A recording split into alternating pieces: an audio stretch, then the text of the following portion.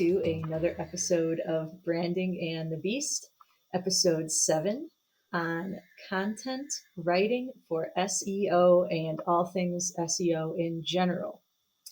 My name is Alicia Disantis, founder of 38th and Kip Design and Marketing, and my wonderful co-host. You're a wonderful co-host. You see my eyes darting off to the side so I can enlarge our notes so that I can actually really engage in the conversation without squinting awkwardly.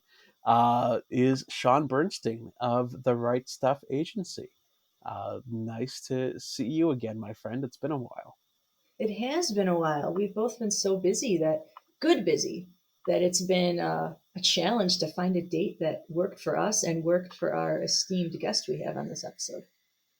Our esteemed guest is incredibly busy. I have been in questionable Victorian health, but I've now returned to full vigor. And I thank you, everyone, for your patience as we are back in the saddle. Who would have known that bloodletting still works? Not on a hemophiliac, my friend. Not on a hemophiliac. Oh my goodness. So, speaking of bloodletting and all things nauseating, we're going to talk about SEO today. SEO is such a nuanced component of marketing and writing. I, to be honest, detest it. I can't stand even thinking about it because it's almost like it is a science. I mean, it is a science. And the people who do it well truly make the world go round. Everything revolves around SEO. All marketing strategies, all branding strategies. It is one of the fundamental pillars, if not the most important pillar of worldwide marketing, I would say. It really is fascinating because I think when it's done well, you barely notice it. And when it's done poorly, you definitely notice it because it's just not doing what you want it to do. So I'm very excited to talk to our guest. I have not read her book in full admission, and I can be that honest with her, but I would like to because I'm really curious to hear about how she writes for humans and robots. It's a balance that I try to juggle regularly in my own work, and I know firsthand how tough it can be. For sure. And as much as I would complain about SEO, one of the things that I really love about it is that it's the levels of playing field. If you have a really incredible SEO strategy, then you can get up there in terms of your traffic with the big players who pay to have it. So if we're talking about organic traffic, which is people coming to your site or finding your content through searching rather than it being paid like the big guys do, because let's face it, you're never going to win in an AdWords search. If you're a small or medium-sized company, you are not going to win that game. So you got to have the content and the SEO to have a way for people to be able to discover you. It's really content done right when it's done well, and that's exactly it. Is with no content, no one's going to find you. Period. You can throw a lot of money at AdWords, and it's good for a very short period of time. But if you really want to do it well, it's having that content there and having that content that's actually going to work for the machines and that's still enjoyable to read. I have read so much bad SEO copy over the years that I've had this business of stuff that is written by robots, for robots, starring robots. So And give me you an forget, example. oh goodness, I'd have to go back and think. I had the one that really sticks out with me was I had a client about a year or two ago who was a personal injury firm down in the Mississippi Delta. I still to this day cannot tell you how he found me, but I guess my SEO is working. And he had a website that was read as though it was written by a robot, completely by a robot. And when I asked him about it, it wasn't. He had a firm that had worked with him, and it was two guys that were working with him to write this. But his bio was written like someone who had never met this guy. And I could tell what they're trying to do from an SEO perspective, and I get it, and I respect it to a point. But you can't have a website that absolutely no one can decipher. and material that's absolutely just not in English. And so I worked with him for a lot of his pieces that really try to find that balance of writing it in a way that still gets that traffic, but is not sacrificed by the fact that not all of his audience are robotic. He's going to have people of all age brackets who want to do that deep dive and learn more about him and what he does. And you shouldn't exclude those just because you're trying to curry favor with the robots.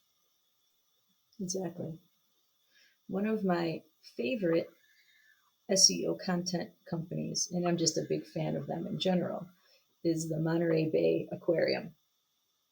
And I love them. Whoever their marketing and brand strategists are, they're just incredible. They are the creators of the Krill Cam, which is a low, what's that called? I can't remember the term. It's like a slower techno. I don't know why the term isn't coming to me. I love techno, but it's basically like a smooth house beats for hours and hours live stream of krill, and the krill are going about their krill business, and it is so soothing. And you log on there and it's streaming, millions of people watching the krill cam right now and like commenting, "Oh, this is awesome." And it's like So, do the krill know the music's playing, or they're just totally disassociated it's from it? dubbed. It's dubbed over. Of It's like course. dubbed over. But so the krill aside, I think their SEO strategy is incredible. Uh, so I was searching for them, just some general animal terms. If you search for otter in Google, they're one of the top 5 that show up, like under Encyclopedia Britannica, Wikipedia, and then I think there's a couple others. But they are ranking so high for just these really general aquatic terms. And one of the things they've done is have a really robust blog that features all different kinds of animals and ecosystems. And then they also have an animal A to Z index. And I was reading that using FAQs as SEO uh, is a really great way to boost your rankings and get in front of people. And they've taken that a step further by creating a library, in essence. And it's pretty incredible what they've done for, a well-established aquarium, but to be on the same level as like Encyclopedia Britannica or Wikipedia is something else. I just found the live cam. I'm going to try not to let it distract me from this podcast. So I'll have to watch the krill after in the background while I'm working. I had given this some thought because I generally get hit by the big brands who follow my every move and track my every step, and you know credit where it's due. We talked about someone like an Amazon that is just kind of on it and can. You think they can read your thoughts, and truth be told, maybe they can, because the second you think of a product, it just kind of shows up. But with me, because I cook a lot, and Alicia, you're due for dinner. One of the things that I get all the time is Tasty, which was the BuzzFeed offshoot. They have it nailed down. Now they have their blurb at the start of the recipe, when you need it, that can talk about, can add words and talk about the process and why they love it. That's written for SEO. You can jump right to that recipe. But they have just cornered the game in that if I search for anything I want to make, they're usually one of the first searches. They have a really wide range, and they're good. They produce good content, good recipes. They have sprouted off into other avenues. They have labels of food brands now. If it started with like a BuzzFeed video series, they have international versions. They really have just kept putting out quality content that stays in their lane, relatively speaking. They're not trying to do a million things for a million people. They're trying to do a couple of things for hundreds of millions of people, and they're doing it. So I'm a fan. I love that. I love to cook as well. I've never really, I guess I don't really think about the recipe site I'm going to. I just kind of go to the one that has the most stars and seems the most compelling that pops up. So I'm going to have to research them more. Yeah, check it out and see. Some of them I find, 5 stars, but it'll take you 7 years of your life to bake that one cake. I don't have that kind of time. So I like the tasties, usually relatively easy. Like I use a one bowl chocolate chip banana bread from them that I love. It's easy, it's achievable. I like the way they run their show. Right on. And if they actually have content that, I mean, pardon my French, but isn't lame. Like so many of those recipe sites, you literally have to read an autobiography to get to the recipe.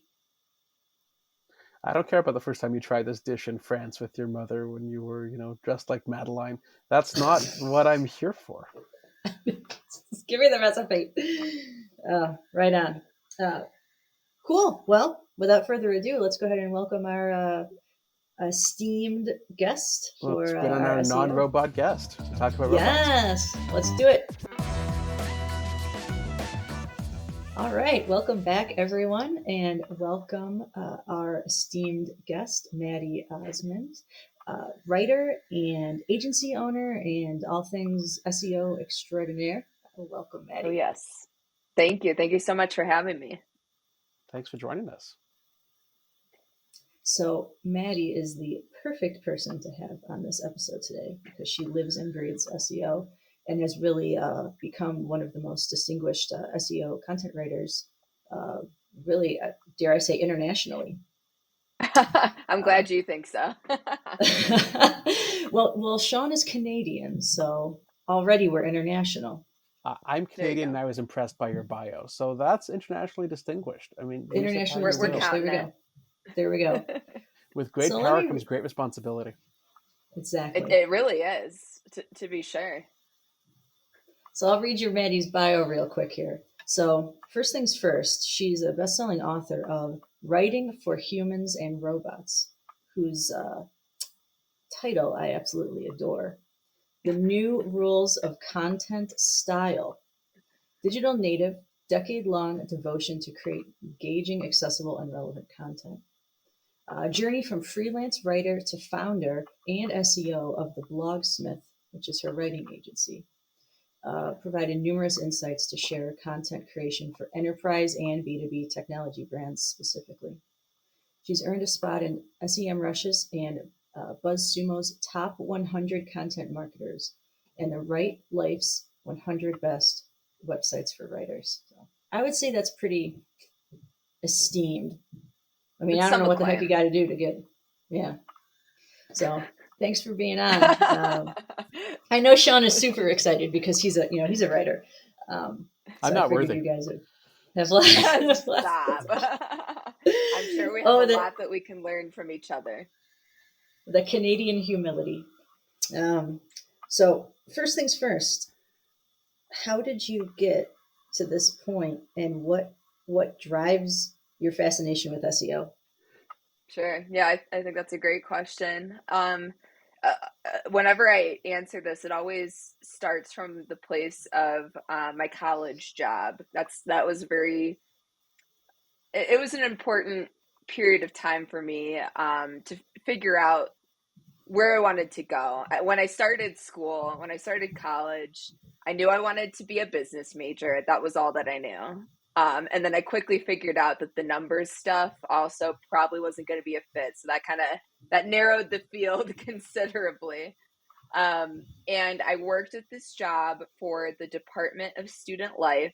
And my job there was website design. That was something that was a hobby when I was younger, and luckily translated really nicely into this college job. And we worked with different student organizations, events on campus, the college bookstore, whoever basically needed help to keep their online presence up to date. And I really liked that job. But what I think I liked most about it was working in kind of an agency setting where I got to see what happened on all the other sides of things, the marketing activities, the people who were just like managing accounts, the designers, all the different people who came together to make one project happen. And after I graduated, I took on a couple of different sales jobs. I had always seen those as like my foot in the door to getting like a marketing job at a bigger company. and it just wasn't happening in the time period that I wanted it to, which was like ASAP. And from there, I took on some freelance work that actually also started at that job. My boss in the college job had introduced me really to the concept of freelancing. And so I started to freelance to the side of my full-time job after I graduated, and I took on more and more content projects. And I think that was pretty fundamental for me deciding that that's what I wanted to focus on, even though eventually what happened is that I quit my full-time job. I started freelancing. It wasn't until more recently that I started the Blogsmith as like an agency. And I did a lot of different things, but eventually kind of narrowed in on, okay, content creation, like long form content creation is what I really want to do. And with the SEO focus specifically. Right on. So SEO is, and I think I want to try to define it. It's something that people have heard of. There's the folks, and I have clients, and I'm sure you do too, the ones who know enough to be dangerous, the ones who don't know enough Right. to be really dangerous. So can you walk us through, take that step back? How do you define it? How do you explain it to others? And really sort of how content interplays? Sure, absolutely. So SEO, search engine optimization, is really a person's or teams or whatever, a brand's efforts to show up in relevant search. So when a person types something in and they're looking for an answer, it's a brand's efforts to come up high in those search results. We call it the search engine results page. That's what happens after you hit enter when you type in a query, and relevant results, because you don't necessarily want to rank high for every single query because it may or may not be relevant to what you do, even if it does send thousands of monthly visitors to your site. You still want to be cognizant of the quality of those visitors, and really, like, are they a qualified prospect for whatever you sell. And by analyzing the terminology you use to connect with those people based on what they're searching and then what you're optimizing your content for, the keywords, if you will, that's one way to sort of qualify traffic coming to your website, if you trace it back that they came from search and that these are the terms that you're optimizing for. I think that SEO has kind of three major pillars, and different SEOs have different terms for this. They might even say there's four, they might say there's two, whatever. But to me, I define it as on-page SEO, which is like the content. That's kind of the bucket that it falls into. It's the words themselves. It's the keywords you use. It's using external and internal links. It's kind of like all the optimizations that you can make within a piece of content to show up in relevant search. Then there's off-page SEO, which are things that you don't have direct control over, but that influence your position in search. Again, with the idea that we want to come up high in relevant search. And so these are factors such as backlinks from other websites that pass on essentially their authority. They're vouching for you and saying, like, you should be at the top of search. That's why we're linking to you, or that's at least how Google to some extent interprets that. You could also consider it to be things like links from social media, although those have even a less clear link, a more indirect link to things like search engine rankings, but you could say that it's an important part of like the content distribution process. So it's things like that. You can't control what other people do. You could try to influence them to link to you or to create, social posts about you, but ultimately you don't have control over that. And then I think the last pillar is technical structure of your website, where the content lives, your home for your brand. And so it's things like, is this website secure? Does it have like a security certificate installed? So that people know that if they buy anything from you, or if they're using like your contact forms, that like their information is not going to get stolen by a hacker. That's just like a baseline thing. It's things like, does your website perform well on mobile? Is it still user friendly? Is it a good experience? It's things like, does your website load quickly? Load time.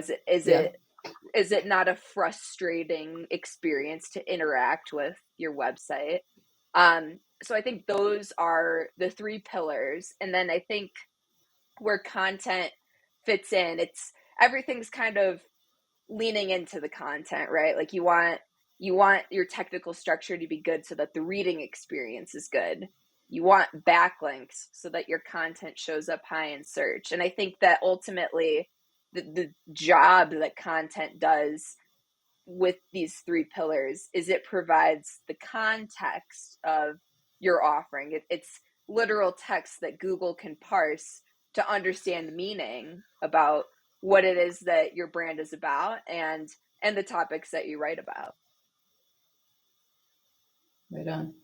That a lot of what you said reminds me of what we talked about in the intro before you joined us, about two companies that we felt were doing a great job with content SEO. And my example was the Monterey Bay Aquarium. And I love them because they have such a robust animal index. And so, like I was telling Sean, if you search for otter in Google, they're one of the top 5 searches that come up. The Monterey Bay Aquarium. I mean, up there with Wikipedia, Encyclopedia Britannica, like those guys. And just because they really put the effort into creating a really robust nature index. And I've heard that using like tables of contents and FAQs and things like that can be really helpful. But do you agree? Absolutely. That's something that we add to, I would say, pretty much every article that we write for clients.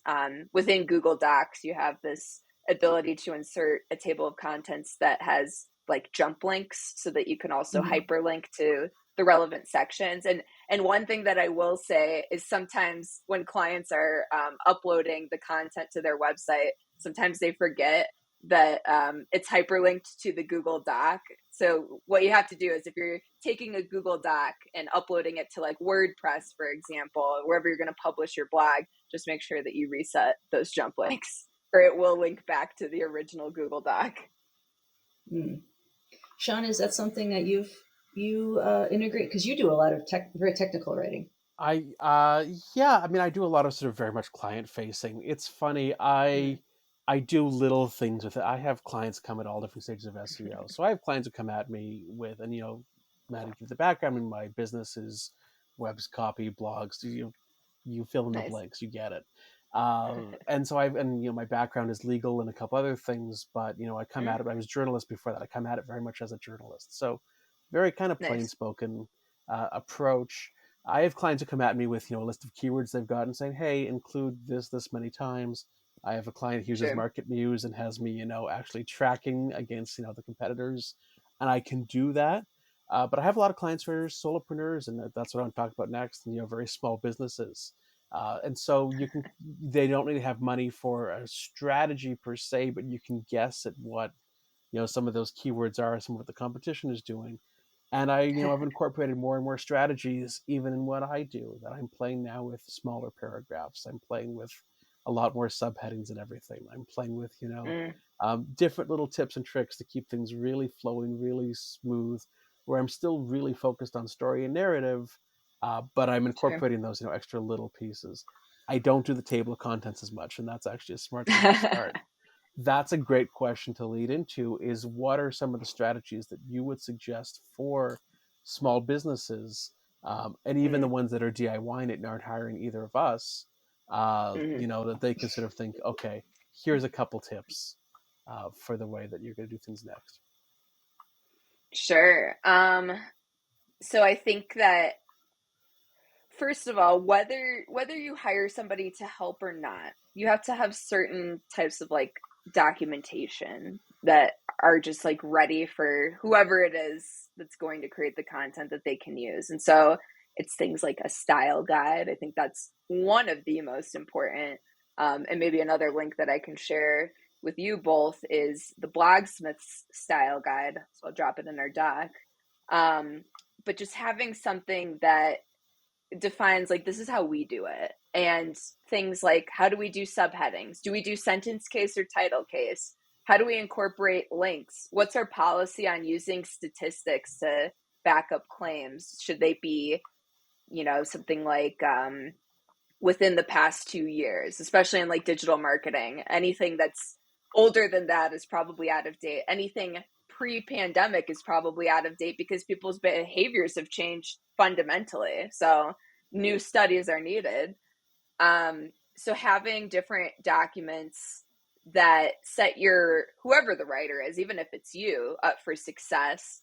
And I wrote a Search Engine Journal article about this somewhat recently, another link that I can share with you, but it's all about just like those different documents. I think on a very related note, like a content brief is also very useful on the project level. Style guide is useful for every project, and then the brief is useful for the project at hand. And so it's doing things like defining what's even the goal. Why are we writing this? What's the point? Who's the audience? Because you might have multiple audiences that you're writing for, but who is the audience for this piece?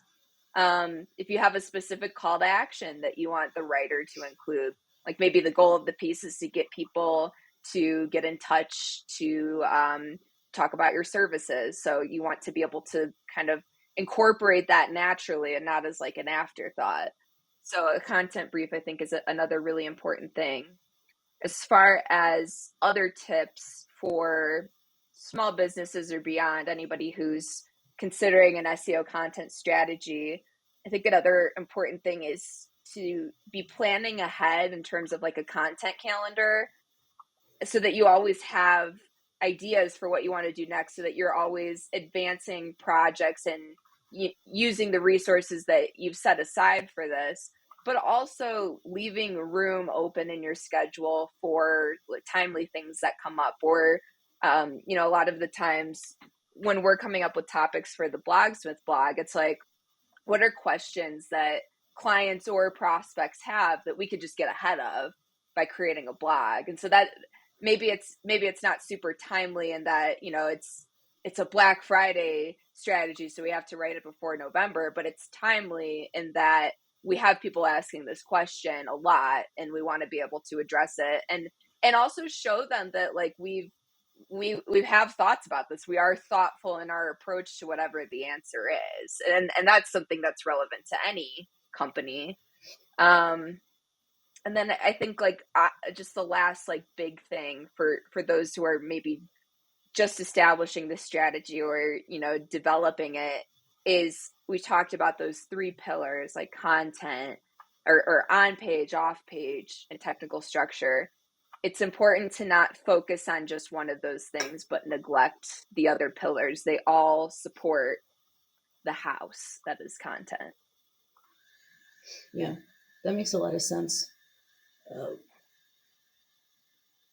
What was I going to say? It was so good that I lost what the heck I was going to say. So good. I know. Well, okay, I remember what I was going to say. It just took me a second. I would say, and this leads me into my next question. The vast majority of small business owners and entrepreneurs don't really know enough to be able to do this on their own. It's a kind of a high learning curve. And to me, it almost feels redundant to even be asking, like, what are some smaller things that they can do? Because, even if they spent like what, $3,000 on a few articles and FAQ, that's going to get them so much more than them trying to piecemeal it together on their own. So I feel like for those listening, just really considering like hiring, strategists like this and just getting, shout out. Because you're not, it's like saying, oh, well, there's my roof is leaking. It's like, you're not going to get up there and fix the roof. You're going to hire someone. Like with marketing services, I always feel like people have this idea that they can do it themselves because it's kind of esoteric in nature. Right. But that's just my overarching comment. So what do you do that separates you from the sea of other SEO agencies or experts? Totally.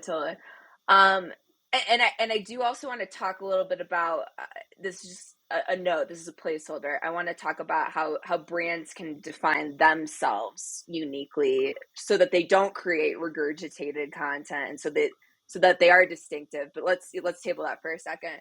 So the Blogsmith, I think what our what our differentiators are, it's things like the fact that we have spent a lot of time developing our style guide. And the reason for doing that is, first of all, so that the business is scalable, so that we can hire new writers and editors and they can use this document to represent the way that we do things, the things that we've found true, both from my writing experience and working with editors at, different technology brands who all have their own unique way of doing things, but who ultimately have lessons that are relevant to anything that we create. So like, to give one example, one of my favorite style guide rules is that you want to be really careful about using words like obviously or clearly. And I can remember viscerally when I used that terminology, and an editor that I worked with was like, listen, people are coming to you to learn something, right? Like, that's why this article is being created. And so we don't want, it's not that you're saying like, hey, you're a dummy, that's not what obviously means, but it could be taken that way. Somebody's coming to learn something, you're like, well, obviously, and they're like, well, I didn't know that, so am I dumb? So we just it's seemingly minuscule things like that you can do to create a more welcoming, inclusive vibe for your content that that creates a great reader experience. So I think that reader experience is something that we differentiate on. It's something we obsess about, and the style guide is the physical embodiment of that. Another thing that I think is unique about us, or not unique, but somewhat, is that we care a lot about, we want our labor to count for something more than money, I guess is the best way to put it. And so what I've done over the past calendar year is every month picking a worthy cause and donating $1,000 of our revenue towards that cause, really regardless of what revenue we get. I do too. I think that's what gets me out of bed in the morning, is the fact that I'm trying to build this business that goes beyond me and that goes beyond us, and that can be a vehicle for change in areas that we identify as important. And one thing, I was talking to my second in command earlier today, Amanda, who's the Blogsmith's #2 employee. Everybody else is a contractor right now, and hopefully we can bring on more employees as we grow. But we were talking about mission and values and the 5-year plan or whatever, and she was recounting to me about how one of our last recipients was, we work with a lot of people in the Philippines, and there was a huge typhoon several months ago, and one of the ladies on our team had brought an opportunity to us because we were looking for different places to give our funds for the month. And so that was our recipient for the month, was some organization that helped families after the typhoon hit.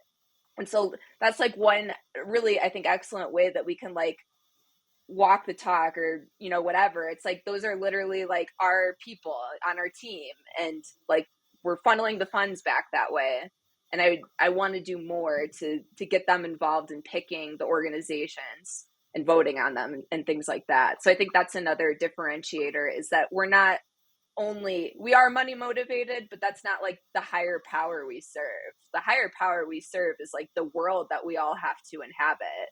And what can we do to hopefully continue to make it a livable place for the next generation. So I want to do more of that, is I think what I'm getting at. I love that. That's amazing. And I think that's the last big thing that I can say is, I think that we're really good at taking technical concepts and translating them for the layperson, the non-technical user, because the business started from that web design angle. And then a lot of the clients that I took on initially, and in deciding that I wanted to do content writing as my main focus, were WordPress related. They were web hosts or plugin creators or something in the ecosystem. And so I remember some of my earliest tasks were taking developers release notes and translating that into a blog post that people could actually read and understand.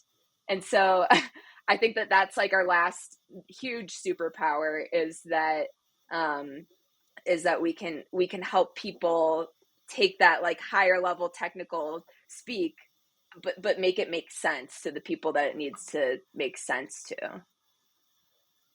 Right on. That's awesome. No, that's really cool to hear. And it goes in line with some of the guests we've talked to previously. So we talked to an episode on technology and explaining it simply, for an everyday audience. So we're all about that. To go back to your earlier point, and we'll close off with this because I want to be mindful of your time. What is sort of even the one thing that, brands can really focus on is to try to set themselves apart from the pack of other search results? Absolutely. So I think I want to go back to, like the idea of like brands and like individuality, uniqueness. Yeah. And so one thing that we've been doing is in our intake process when we work with a new client is we consult the Nielsen Norman groups, which is like a UX user experience consultancy. They have these 4 dimensions of tone of voice. And so it's like funny versus it's like formal versus casual, funny versus serious, respectful versus irreverent, and then there's one other one. But it's like they basically took all these different dimensions and distilled them. And it's a little bit rigid. It doesn't account for absolutely everything, for sure. But what it does do is it kind of like disseminates what is the essence of this brand. Should we be using GIFs, with memes or something because they're funny? Or are they really like a kind of formal brand that's kind of by the books and, that's the right way to address this audience? Is it like an audience of PhDs who really like technical documentation? I don't know. Like, I'm not going to use GIFs then. It's also things like taking it beyond those scales and asking questions like, okay, what other adjectives would you use to describe your brand? Taking, for example, funny versus serious, it's like, well, what if they're a sarcastic brand? Then it's kind of neither of those things, right? Like maybe it's more on the funny side, but funny doesn't really capture it. And so that's why it's important to like say like, okay, we need you to sort of like identify yourself on the spectrum, but then take it one step further. How would you flesh this out? So I think that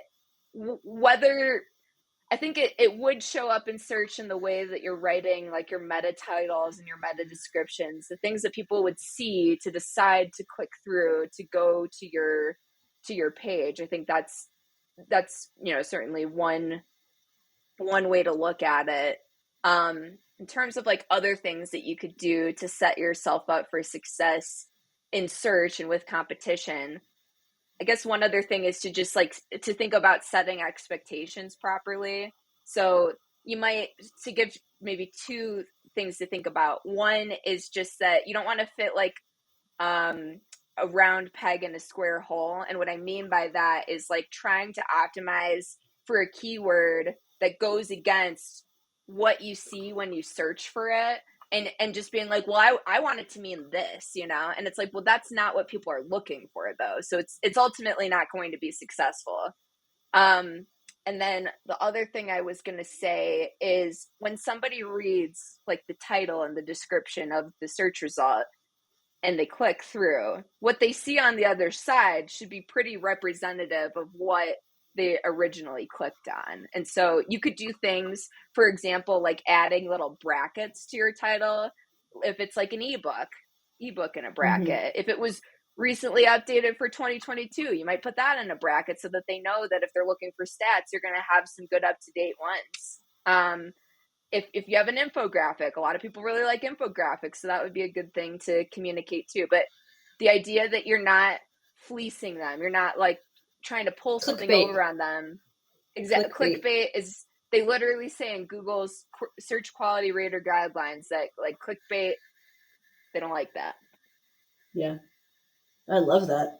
Wow. I want to talk to you more, but I'm in this episode. We have to let you go. Back and re-listen to it because it's so good. We have to let you go. Hell yeah. Maddy, thank you. This was tremendous. so Absolutely. appreciative of you being on here and kind of dumbing things down for us and explaining things to the audience. And I don't think we can um, over represent how important this stuff is. It's So the way of the future, I think. yeah, glad to have you on. Thank you so much again. Thank you for having me. Appreciate it.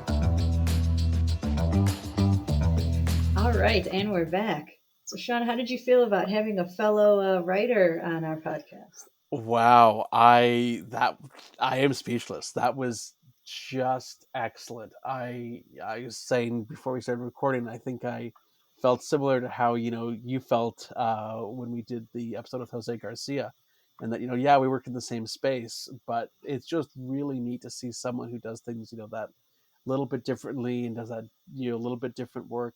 I am by no means an SEO expert, so hearing someone who is, I'm excited to go buy the book after this before I go to my next meeting. And I'm excited to kind of keep following Maddy and seeing what she does, because she is brilliant at what she does. I can tell you that right now. Yeah, she is. And I think my key takeaway, granted, I've known Maddy for about 7-8 years now, is just how important it is to really think about hiring people that are experts in niche industries. Um, if you're relaunching your business or starting a business for the first time, like really thinking about, you pay a lawyer to do these things. You're not going to build the building yourself. There's all these different components that people feel so comfortable, and it feels like so ingrained in our culture to pay them for. Um, but marketing isn't one of them. For some reason, people feel like they can do all this themselves. And just her talking about even the most minor of things, punctuation and various things, how you title a blog or your web page, how they can grossly affect the success and visibility of that page, shows you how important it is to consider people within these industries to do your work for you. That's exactly it. And it's such a great point. I am spending all of my time preaching to clients about, look, don't do this on your own solely for the sake of saving the time and actually having content that will generate revenue. Don't do this, on your own. But I think what she showed is the level of expertise that goes into this work. I really try to make it look easy. She shows you exactly in that, interview, how much is at play behind the scenes. And things that she thinks about extensively that are sort of maybe a drop in the bucket of how I do things, but there's so much science to it that you really want to work to hire a professional.